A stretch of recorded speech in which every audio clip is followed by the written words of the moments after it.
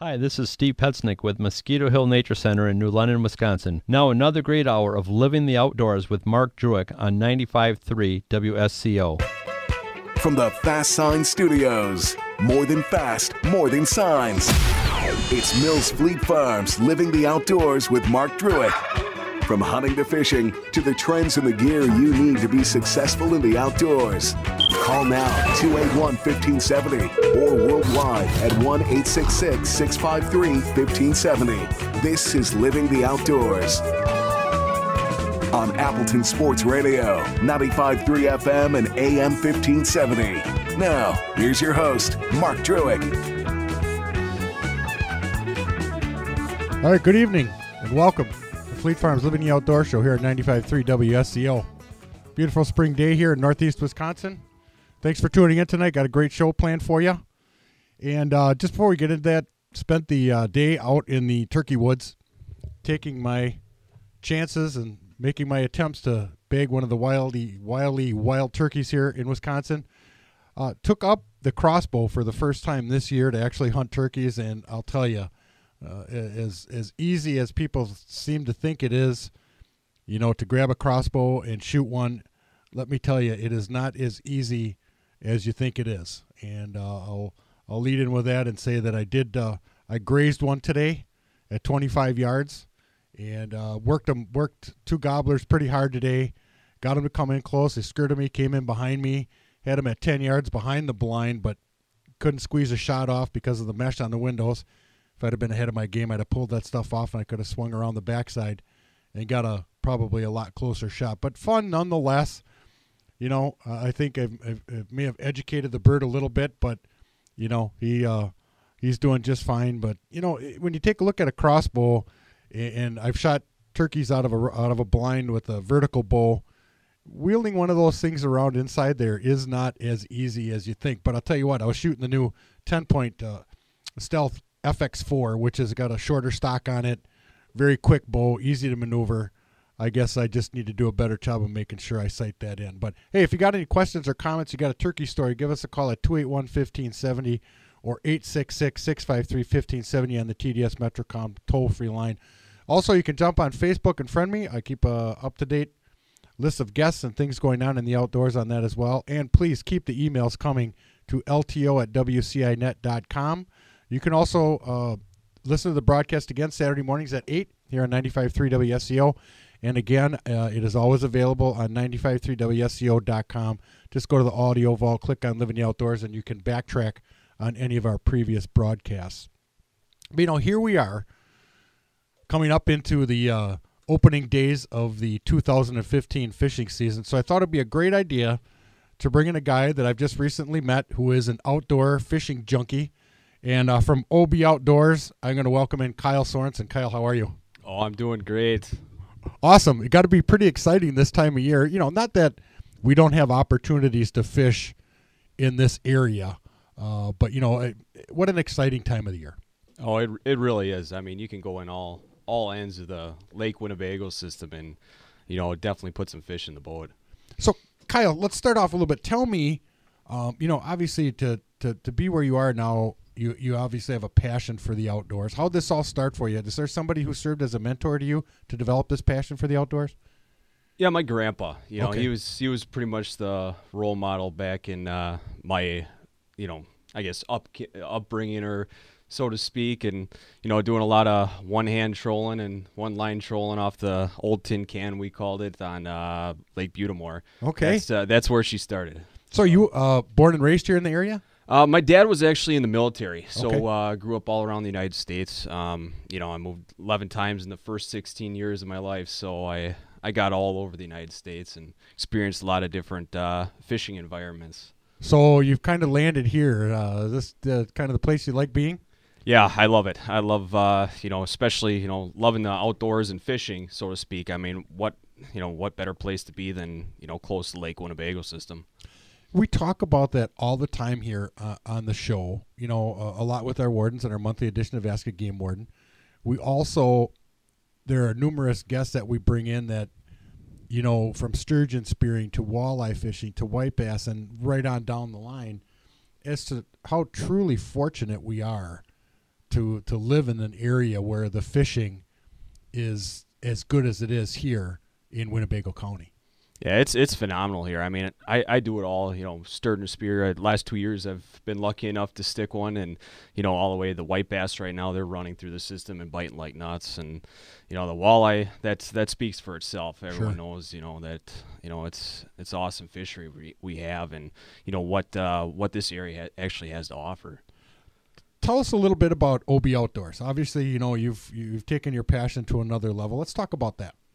Well, OB Outdoors is, the name I use to encompass all my media that I produce, the online videos, the fishing reports, the real detailed and, up-to-the-date fishing reports, and then the articles that I write. Okay. I call OB Outdoors the free how-to guide to the Lake Winnebago system. Okay. So do you have a website and a place where people can get these fishing reports? Absolutely. The website, oboutdoors.com, and, I got the Facebook page going. Anytime I'm out fishing, usually my cameras are with me. Sure. And I'll upload the videos and whatnot to the Facebook page and to YouTube and whatnot. But if you log on to oboutdoors.com, you can check out all the articles I've wrote and all the videos that been putting up, and had a good one last weekend too. So let's talk a little bit about, you say you carry your camera gear everywhere you go. What a privilege it is to have the ability to do that now. Back when I was first, exposed to the outdoors, there weren't any options outside of 110 and 35 millimeter cameras to capture that, which really did not give you the total picture, no pun intended. But nowadays, like out turkey hunting today, I had my GoPro camera hooked up on a stick and pick in the ground, facing towards the blind, operating it off my phone. I mean, you talk about it's hard to beat. Going from one extreme of having just some old pictures. I was looking through those, several days ago. All the old pictures going back to the first turkey hunts, the first deer hunts, the first duck hunts that I ever had. It's pretty well documented. But now to have the ability to get that all on video and get it out there to the world, I mean, that is it's a huge thing. Oh, it is. I mean, and it's another thing, once you're setting up these cameras and editing and everything like that. But thank God for technology that, we have these abilities like you said. And, when I'm out fishing, I have a fleet of 4 cameras that, really? That are set up all around, Okay. try to get in those action shots. And, just having the ability to do that is phenomenal. I mean, like you said, the 35 millimeter or whatever, yeah. And then keeping, the storage for all the, HD quality videos that, we're able to capture these days is a whole nother thing in itself. In the editing packages, like you said, I mean, I mess around with it, and I just use the Windows Movie Maker, and it really is pretty generic, but there's some pretty extravagant programs out there that you can add all the audio and do all kinds of shading and do some really cool and creative things with video.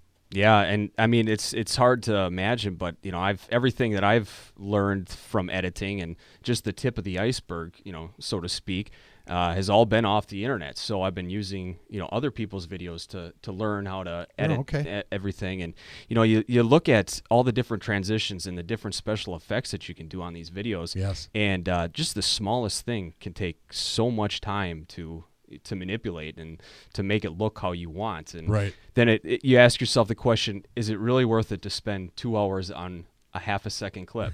But then if you don't do it, you're going to regret it. So well, yeah, it could be just that critical piece. Exactly. That trying to mix it all in, and that was a challenge for me when I first just started playing around with it. Taking video clips and pictures off of game cameras and putting it into a movie, and then taking an actual turkey hunt from start to finish and putting it into a movie.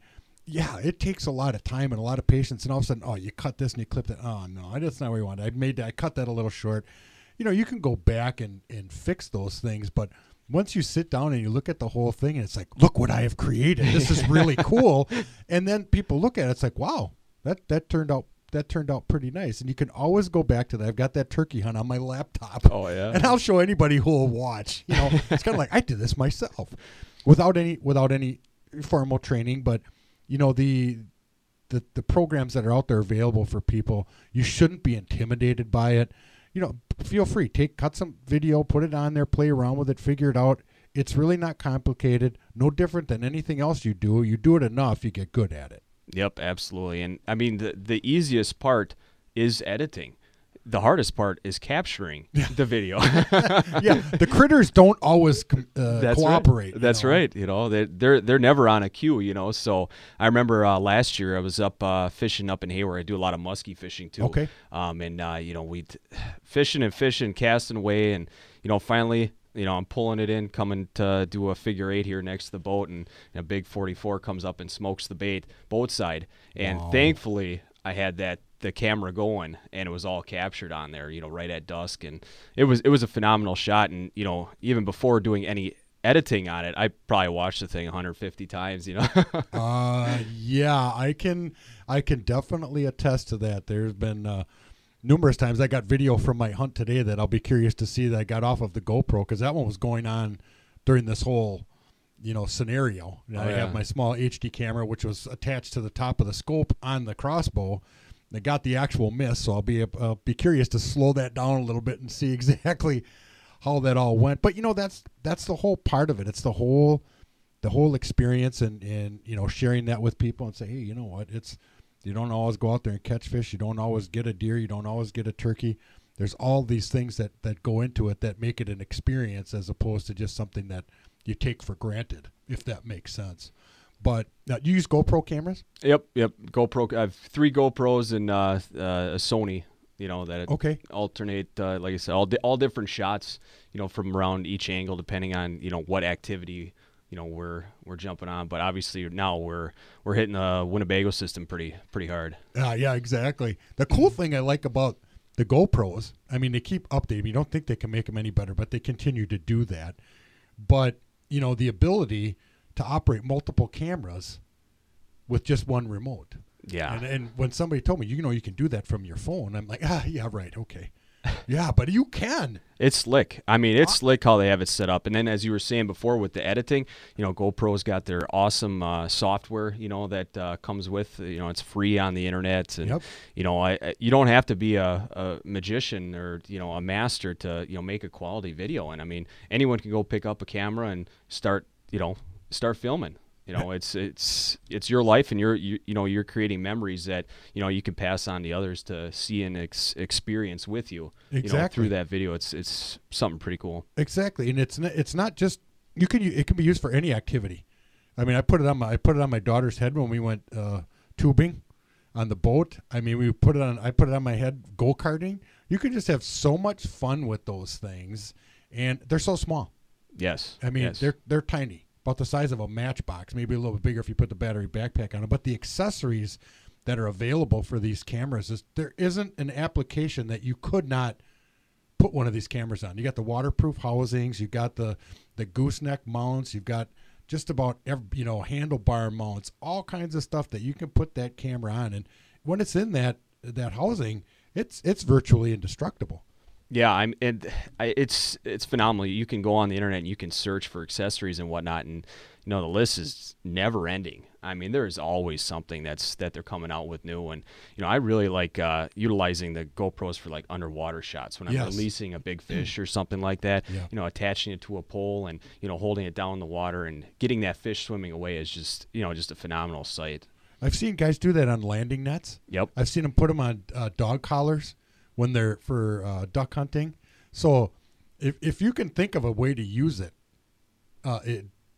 there really isn't any way to stop you. But it changes the perspective on what you do, and having that ability to put things underwater. I'm pretty excited. We're gonna do some bow fishing video this year. Yes, and we're gonna get one of those GoPros attached to the dock and see if we can't get something get some fun. good footage out of that. But it is kind of cool because it's a world where everybody's got their phone and you can do your video, and some of that video you can do on your phone is pretty good quality. But these cameras are not that expensive, and you can find even the Hero 3s and you can find them at discounted prices and still fully functional. To me, it's kind of like from my perspective, these GoPro cameras are like having one of those high-end fish locators. There's so many things that are on there, you probably don't even use all of them. That's but right. It's nice to know that you've got them on that electronic device. There's still a few settings on all my cameras that I don't even know really what they do or use, because they're so simple and easy to use, and to get quality footage off these cameras with hardly doing anything. That's the great thing about the technology age that we're in right now, and the advancements that are happening. So it's pretty cool. So you said you had a Sony Handycam too? Yeah, it's an older model, but the footage, I guess the quality and the resolution I get out of it is pretty phenomenal. Yeah. That I think the hardest part with all of it, whether it's utilizing the GoPro footage or the the Sony footage, is the audio. And you've got that nasty wind out there that loves to get in your mics, and you gotta slowly edit that out. And I use a separate audio device too, and lapel mic and whatnot. And I think the hardest part all about that is just syncing the audio up together. So once you get that down, editing, I don't want to say is a breeze, but it's a lot easier. So you can go in there. I mean, I haven't done this yet because I haven't used an external mic. I'm just working off the ones that are available. But it's got to be pretty challenging to go in there and kind of suppress some of those things. And then you adding the music behind it and doing all that and adjusting the volume. I would expect that would be one of the bigger challenges. Yeah, it is. And making the music, I've used a couple different applications for making my own music to splice in and to edit the audio. And I mean, just being able to sync the audio and to get that music going when you want it to, just moving it around. And I mean, once you get the hang of these editing programs, like I said, they're pretty easy to use once you learn to use them. Sure. But just getting there and syncing up, you're gonna have a great masterpiece just with a few clicks of your mic. Well, and what I did with mine is I just took them off the SD card, loaded them onto a file on my desktop, and then just played with them from there. Yep. That way, if you do wreck something, okay, start over. That's right. It's not, you don't fret over it like you're losing all of your your video and so on. But do you have some of this stuff posted up on your Facebook page that people can take a look at? Yep, absolutely. Yeah, it's on the Facebook page, facebook.com/OBOutdoors. And I got the last video up from last weekend, I believe it was, or the weekend before last. And, that's been getting a few clicks on there. And, we went out that morning and, got, what was it? I think it was a limit within an hour once I got on them, and I mean, it's just a phenomenal fishery, that we have here. It's just great. And, there's so many different tactics you can utilize. And, one day it's going to be casting flicker shads. Right. Another day it's going to be jigging crawlers on a reef. Maybe even morning and afternoon could be a complete different ballpark, from trolling, casting, jigging, so many different things. But, that's the beauty of the system. It's so versatile. Well, and that's what we're going, after our first break, when we come back, we're going to talk about, kind of break that Winnebago system down, because you can't really get stuck in a rut. You've got to be able to, kind of flow with the weather conditions and the changes. As we all know, that lake can get pretty rough in a hurry. Very quick. So, very quick. But everybody that I talk to, for the fish biologists, the game wardens, they're just said, this is an incredible fishery. There's nothing like it. And that, people shouldn't be worried or concerned that they're going to overfish it, because it's a virtual impossibility, because it's so big and it's so connected to so many different bodies of water, from the Bay of Green Bay to Winnebago to Poygan, to all of this up into the river systems, the Wolf River and the Fox River. You're talking about massive amounts of water that are just loaded with, multiple species of fish. There really isn't. I don't think there's much you couldn't catch in the system. And with all those spots, there's with all those fish and all those acres, of water, there's so many spots. There's not just one or two spots, No, exactly. All right, well, listen, we're going to go ahead and take our first break. When we come back, we're going to have more with my guest Kyle Sorensen from OB Outdoors here on Fleet Farm's Living the Outdoor Show on 95.3 SCO.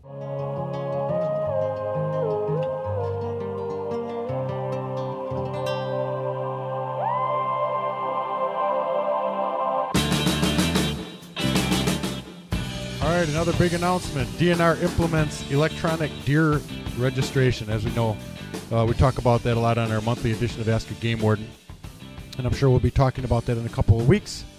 But all hunters will have to register their deer electronically this upcoming 2015 season. A DNR official says that won't necessarily end the tradition of people gathering at registration stations, which was a big concern for a lot of people, that they're taking away from that tradition. They're still going to serve as that. And then deer ecologist Kevin Wallenfang says anyone can register their kill using a DNR hotline, the agency's website, or mobile app. He says any business can provide that phone or internet access to hunters and still serve as a gathering place. And then Wallenfang also says that a trial run of the electronic registration system went very smoothly last year. So again, DNR implements electronic mandatory deer registration via the internet or hotline. So you will not have to take your deer to get registered and have a tag put on it. So make sure that you follow and abide by those rules. And we'll talk more about that in a couple weeks when we have our monthly edition of Ask a Game Warden. Kyle Sorensen, OB Outdoors, joining us here on Mills Fleet Farms Living the Outdoors show. And Kyle, you know, we kind of left off talking about, let's get into this. You're talking about the walleye fishing. I mean, this time of year is like somebody just turns the on button. You know, we've kind of gone through the walleye run, which seemed to me, just being in the shop, was really hot and then just kind of was gone, and now the white bass are going. But let's talk a little bit about that walleye run for 2015. Well, these walleye, they're coming back, and they're already been back, and all the different towns and cities that the waterway runs through is they are all feeling and seeing these fish caught. I mean, it's something else. I mean, because you could practically put a piece of cheese on a hook and pull up a walleye. Sure. It's phenomenal. And these fish, they're all every single one that I've been catching, they're all been post spawn and everything like that. And water temperatures have been ranging between 50 and up a few weeks ago surface temp was 60 degrees. And these fish north, south, east, and west shores on Lake Winnebago, they're popping. So these fish have pretty much flushed out of the river. I'm sure there's still lingering amounts of walleyes. There always are. Yes. But that's what I'm gathering too from people, is that the big pushes have now flushed out into the lake and are hitting some of these shorelines. And the DNR has said that that the shad population is going to be a little bit down this year, so the fishing should be phenomenal. Not that it isn't ordinarily, but should be a little bit better this year. Yeah, these fish have been hungry. I mean, all throughout the winter. This winter was probably one of the best winters to note in my book. Really? I mean, that the shad population, the forage being down, there was some big fish caught this year on the ice, and thankfully I got my hands on a couple of them. Really? And so okay, well, tell us how big. I didn't get a measure on it. The video's on the page. Okay, right. Well, there, you guys people can want check to see that it, out. go to check it out on the Facebook page. And as we were talking about before, about those cameras, sometimes you can't get them set up in time or, Sure. Get that shot. Was able to get the release of the big female, and that's, what we like. You'll never see me keep one over 20 inches if, Sure. If it's not gut hooked or badly hooked Right, or something right. like that. Yeah, I agree. But I mean, the fish, they came swarming in this year. I mean, no matter where you were, Lake Poygan, Butamore, Lake Winnebago, if you kept moving, you were mobile, you would find these fish eventually. It wasn't uncommon to pop 50 holes in a trip at least, Wow. to find these schools. But once you found the schools, you were in for some fun. And we had the cameras out a few days when we really got on some fish. Well, looking at the ice fishing, what were some of the key baits? I mean, I know because of what we sell at TRS. Yeah, exactly. But there's some pretty good baits that are pretty standard across the board when it comes to ice fishing. Yeah, I guess the top two baits in my book are the jig and wraps. All right, Okay. That's not a secret. I mean, everyone loves those things. And, Yep. and another one of my favorites is the buckshot rattling spoon from Northland. Yeah, that's another good one. Great searching bait. Those extra rattles in there, and sometimes tipping it, sometimes not with meat. It all can be the factor. Then these fish change back and forth. But this year, I don't think I bought any. I don't think I tipped my lures once. Really? And it was something. A few times I did have some bait with me, and trying it out, but once you were getting on these schools, that feeding frenzy was starting. The bigger fish were coming in, and they were just hitting bare naked wraps. Wow. It was intense. It That's was intense awesome. and fun. Yeah. So you've recently been out, as per your video, which people can take a look at. Talk us a little bit about that excursion, because you're saying you guys really got on it pretty heavy. Yeah, absolutely. The morning, I got out, what was it, about 10 o'clock or so. Hard to remember here, all those days start blending together, but started casting. And, I love casting for eyes out on the system. It's fun. Getting those strikes, on the number 7, shad wraps, or whatever your flicker shads, or Okay. whatever you're casting. Sure. Is fun. And that first hour and a half, or so, I didn't even have one strike. It was something else. But I started trolling a number 5 flicker shad, and it was just bang, bang, bang. And Wow. those fish were jumping in, and they were all perfect eaters from about 15 to 18 inches, and perfect for the frying pan. And there's a lot. That lake is loaded with them. Yes. Yes, there are. there is a lot of them. So you started casting and then kind of went into the trolling bit. Were you running boards? Were you flatlining? Or? Yeah, one line trolling. I had that number 5 flicker just hanging off as simple as you can get. Keep it simple, stupid. And that one line, number 5 Fire Tiger flicker shad, it was just pounding the rocks. And you'll lose a bait or damage a bait once in a while, but if you have one line, you're able to courteously, very respectfully, troll closer to people. And that Thursday and Friday a few weeks ago, it was busy out on the water.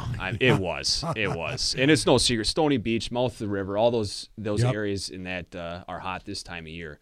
And it's I guess it's just experimenting and finding what's hot for the day. Exactly, and I get that all the time. Okay, what are they biting on? It could change. Could change hour to hour. Exactly. Based exactly. on weather conditions, water conditions. It could get rough and change. You have to be prepared and have a bunch of different colors. But I think Fire Tiger and purple seems to work pretty well. The Salmo Hornets, the flicker shads, the flicker minnows. You kind of have to have an arsenal and be willing to switch. If you think you're just going to catch fish on your favorite bait all the time, I kind of learned that lesson the hard way when I first moved up here and started fishing on the lake. It's kind of like, okay, I love this Fire Tiger. Yeah, that's great. You're going to catch a few, but if you're willing to change and experiment and throw something else on, step out of the box, if you will,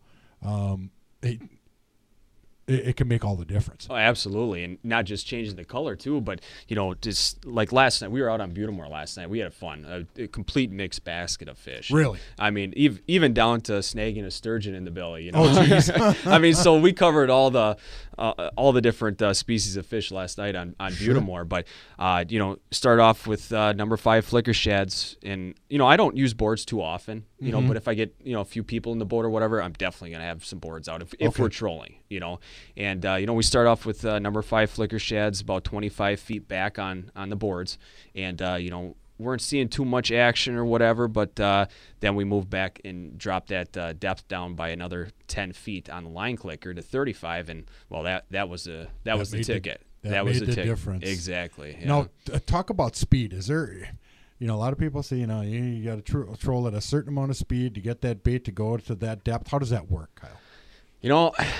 I will say that I have caught fish at 1 mile an hour where that bait is hardly even wiggling, and even down to a standstill and just jigging a wrap or whatever while you're waiting for another boat that's trolling to pass.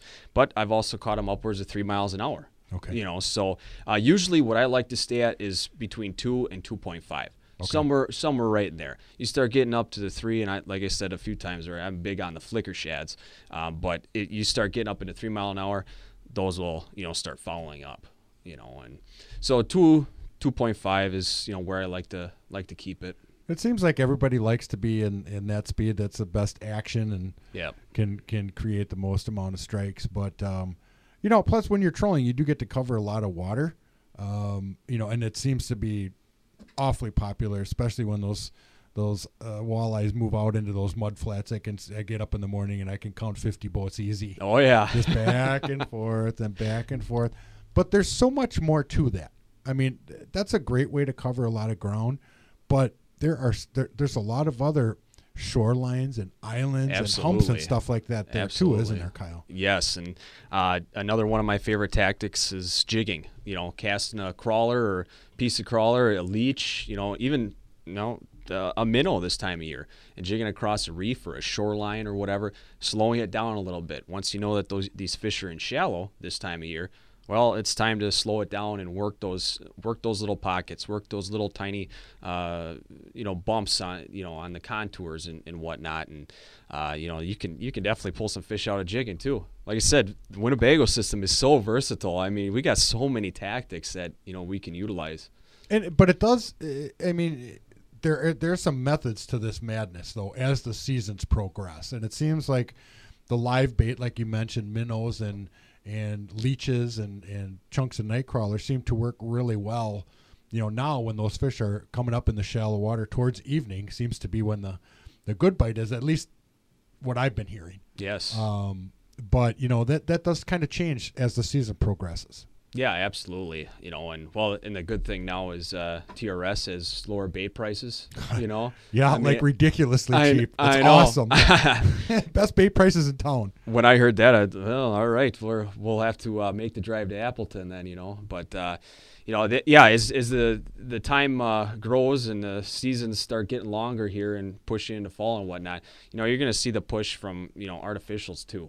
And working those deeper mud flats when you start seeing these high water temps, pushing, sure. 70s and whatnot. And, you're thinking, well, it's time to go a little deeper, but there are still some fish that will hold up in those shallow areas. I mean, and all through the year, and jigging, casting, and trolling are going to be all, keys to success on the system. And I think it's essential that you have a map or some type of GPS or some type of coordinates. It is a big piece of water. Absolutely. And I think you do need to be able to, I'm discouraging anybody from going out there, but I think you really need to kind of understand it because it can get dangerous. Yeah, it can. And, the winds can come up and, you can get wet pretty darn quick. You get a north wind switching to east wind and, you're going to have some pretty big rollers in a heartbeat out there. And I've gotten pretty wet out there before, and I know a few buddies I've had in the boat have been in the same shoes I have too.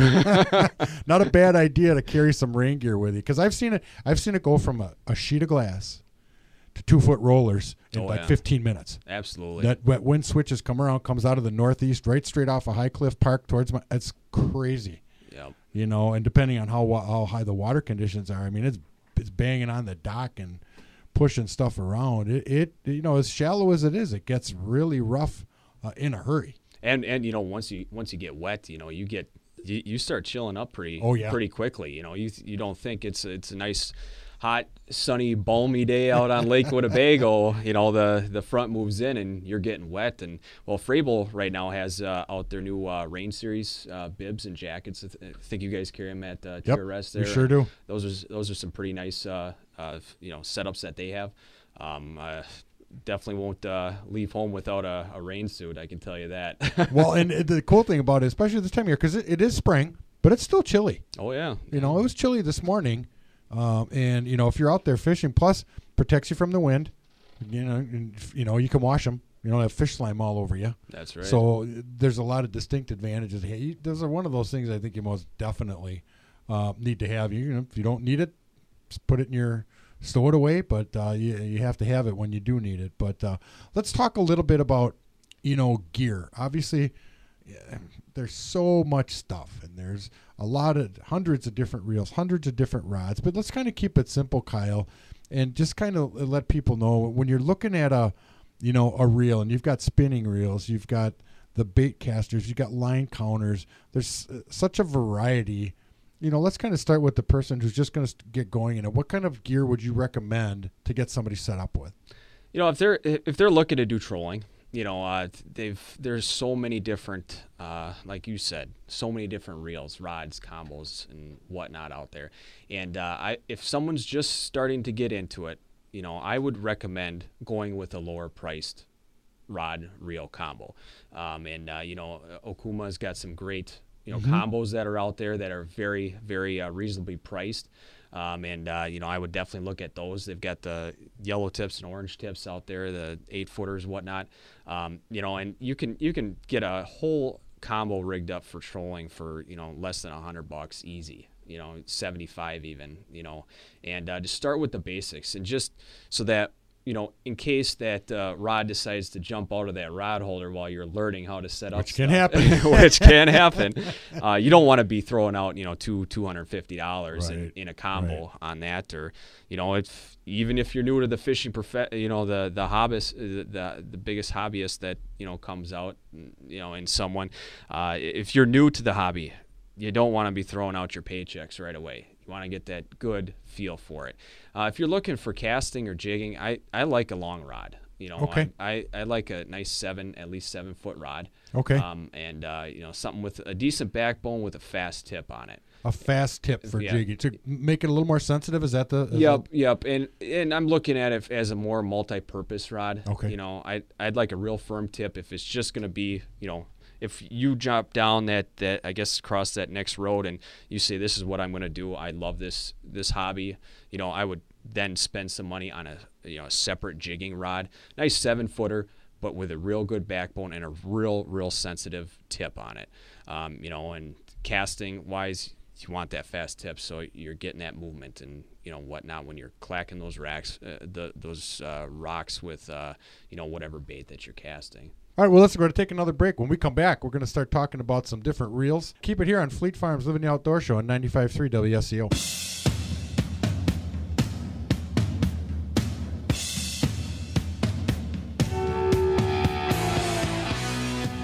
Welcome back to Fleet Farms Living the Outdoor Show here on 95.3 WSCO. I'm your host, Mark Druitt.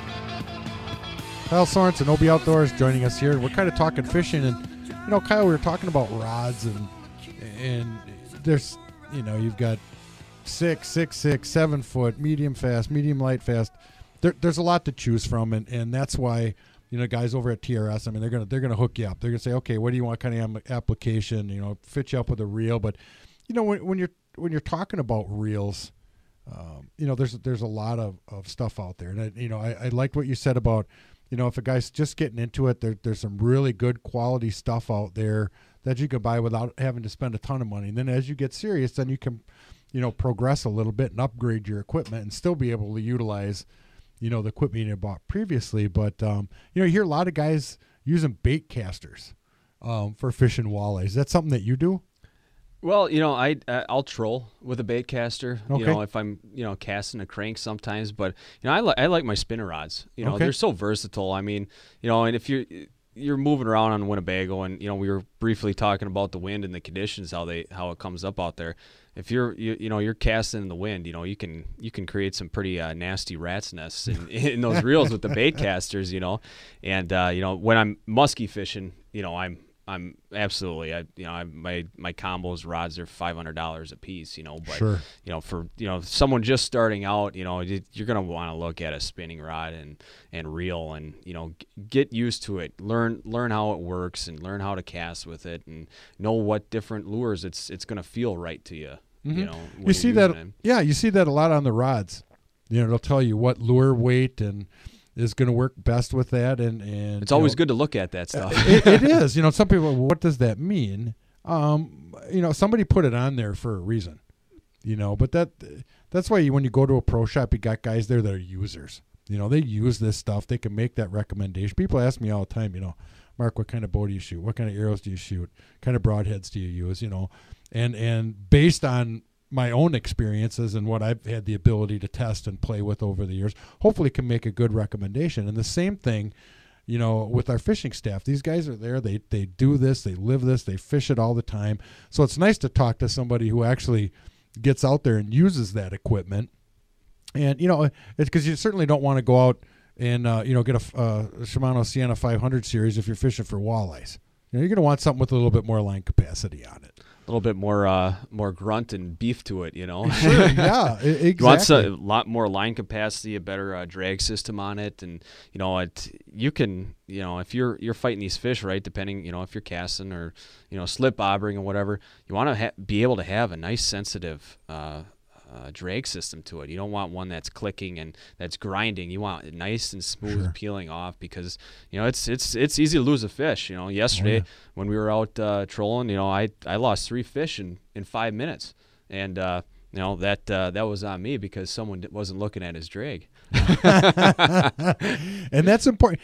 That's, I think you hit the point there, Kyle, is that that's the difference between like a $30 reel and $100 reel. Exactly. Your quality of the inner workings of that and the drag system is that much better. That's gonna prevent certain situations from happening. But front drag or rear drag? Usually front, but I also back reel though too. Oh, you can. Yeah. All so right. you get a bigger fish on there, and I'm not going to suggest that to the first or the newbie or so, but Right. You can get some great control, with back reeling, and you can leave just a little bit of tension on that rod while still keeping that fish playing out on it. So ice fishing too, once in a while I'll be back reeling and whatnot, but I mean, there are so many options and rod and reel combinations. And, I was talking to Brian the last month, and I said, I spent an hour and a half in Fleet Farm looking at rods just to find the one right rod. Yeah. And it's so valuable, and that's why it's awesome to be able to stop in at like Reel Shot or whatever and say, I'm going to be casting whatever for this kind of fish, and the guys can hook you up and give you the exact setup you need. And they're not going to want to sell you the $300 rod and reel if you're just going to throw it in a storage unit or whatever for however many months out of the year. Yeah, I mean, some of these rods are several, $200, $300, $400 bucks. Yeah. Mm-hmm. And you're definitely paying for good quality stuff, but it also demands some care. Yep, absolutely. It's like I've had my pair of Oakley sunglasses for about 15 years. And, I don't know how I've been able to. I'm probably going to jinx myself and lose them like this week. But, there's certain things when you pay a little bit extra money, it's just a little bit more incentive to not, like, throw it around or let it drop in the boat and stuff like that. But, you take a look at the guys who are serious, such as yourselves. I mean, you've got all that equipment to care for your rod, rod gloves and sleeves and all these kinds of things that are going to help protect your investment because, as you very well know, that's a substantial, amount of money, especially if you do it as much as you do. Yeah, I mean, you want to take care of your equipment, and I mean, it's no matter if it's your ice shanty all the way down, to your boat or whatever, and then all the rods, reels, lubing them up, cleaning them off at the end of the day, and making sure that all the knots, that's a big thing. Yeah, that's a big one. Always at the end of the year, if you're not putting on a new line, which you should be usually, retie those knots because, I even caught myself last night. One of the rods, I had 2 other guys in the boat with me, and I caught myself pulling out an old combo that I had last year's knot on, so that quickly got retied. That quickly got retied. So just caring for your equipment, and we work hard for our money. We just don't want to throw it out the window. So spending that extra 5-10 minutes, to check everything over, clean it up, and whatnot is going to go a long way in the end. From your perspective, when you talked about line, is that something you replace? Do you take it off when you're done with your rods for the season? At wintertime, or do you wait till the following spring and then take it off? How does that work for you? I take it off right at the end of the season. Okay. And so I don't have it, sitting around or whatever. And all my rods, the reels come off, and they all get sent out. My high dollar muskie reels, the Abus, they get sent out to get broken down, cleaned, lubed up at the factory, and then come back to me. So those are off there. Very and nice. It's spending that extra, like I said, spending that extra time, that extra little bit of money, I think it's like $15-20 a reel, to get it done is going to protect that investment. And that's, what you want to do. Let's talk about line. Are you a braid, mono? They've got the everything, fluorocarbon, everything. I mean, just in a generalization, what is pretty much the difference? You got you got mono, which pretty much has been around like forever, but now you've got braided, and you've got this fluorocarbon. Yep, every single one of my rods has about a 3-foot fluorocarbon leader on it, and what it is, it's a nice clear and very, I guess, invisible leader on there that helps if you come into a pocket of clear water or whatever. Or it really cuts down the visibility in the water. I love the braid because it's so sensitive. There's no give. Jigging, I'm loving. When I'm, jigging with braid, again, with that fluorocarbon leader on there. And then also casting, casting with the braid. You're feeling those rocks as that crank is pounding on those rocks, and, you're feeling all those little ticks. And that sometimes can make a huge difference, Okay. if, depending on, what application you're looking at. So a lot of people talk about memory in mono and fluorocarbon. Is that something that comes into view when you use this stuff as well? The mono for sure. It's you hook up with a bigger fish, or you got it's been sitting the line's been sitting for a while on your reel. You're gonna see those loops or those stretches that are in there as you're pulling it out. And fluoro does give a little bit. There's really not too much give on fluoro, but it's it's more of a I guess the biggest factor is the low visibility in the water for them. But it's pretty tough. Yeah. And it comes in different pound tests. So, I mean, and you're tying that right to your braid, is that how I understand that? Yep, exactly. So what are you using on that leader for pound test? The leader, I'm usually, depending on the application, usually most all the time it's 8 pound. 8 pound and 8 pound. 8 pound braid, 8 pound fluoro. On the jigging, casting combos and stuff like that.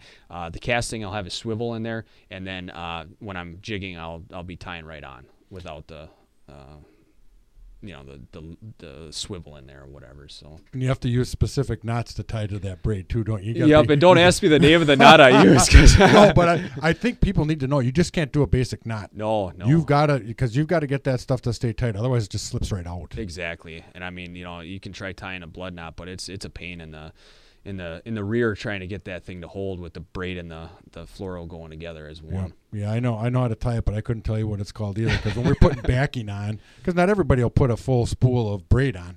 Yep. They put 25, 30 yards of mono backing on there, then put the braid on and take it from there. Because then it is a little bit more expensive. Yep. And it's thinner in diameter, so it takes a lot more to fill a spool. But and you don't have to worry about the braid slipping around the reel. Yeah, exactly. The spool is well too. So. Yep, very much so. So it's definitely some difference there, and I think that whole braid thing has just put a whole new dimension on fishing in general, because it's a lot more durable, and you don't seem to be cutting as much of it off and running into all kinds of issues like that's right. Mono. Yeah. But all right, well, listen, we're going to go ahead and take our last break. When we come back, we're going to wrap it up with Mills Fleet Farms Living the Outdoor Show here on 95.3 WSCO. All right, welcome back for the last few minutes of Living the Outdoors here on 95.3 WSCO. I'm your host, Mark Druick. And Kyle, again, thanks again for taking the time to join us. It's a pleasure to have you on the show. And, now that... thanks for having me. Yeah, absolutely. And you're a pro staffer for us now at TRS. That's got to be kind of exciting as well. Absolutely. So all kinds of cool and fun stuff coming up for this next year. And, have to... I think somewhere down the line, as we get closer to fall, you told me you're a big muskie fisherman. So I think we might have to get a little, maybe a little bit on muskie fishing, because we always have a lot of guys. It seems like the guys who muskie fish, they're fanatics. Well, you catch that one fish, and then you get the fever. It's a sickness. It just takes right over you. Just like seeing that big buck on a trail cam or something like that. You just want it, and you can only go bigger. And I got one buddy, Clint. I keep telling him, you don't want to catch that muskie. Trust me, you don't want to catch that muskie. You're going to be spending a lot of money on some lures and rigs, and it's going to take over you. So, well, I look forward to that. I think we'll have to definitely get you back on the show and talk a little bit about muskie fishing, because I know a lot of guys have talked to me about it as well. But would you again share with I know you've got a couple places where people go and check out your videos and stuff. Would you be so kind as to share that with us again? Yep, the easiest place is going to be oboutdoors.com, and on there you can get linked up on the Facebook page. You can check out the YouTube channel, which is all the higher quality videos that are being uploaded, and the big thing is the Facebook page, because when I'm out, I can easily shoot up a report while I'm on the water, and people can get on those fish. I think that's one of the coolest things. I did that with a couple of videos during the archery season. Sat in the tree, recorded them, popped them up here. Here's what's going on, kind of like that instant report of like, hey, this is going on, like right now. So that's kind of cool because you can just type it, do the video, put it right on Facebook, boom, loads it up, and you're ready to go. That's right. That's right. Awesome. All right, Ryan. Well, thanks again for taking the time to share your passion with living the outdoors. We sure do appreciate it. We'll talk to you again soon. We'll see you guys later.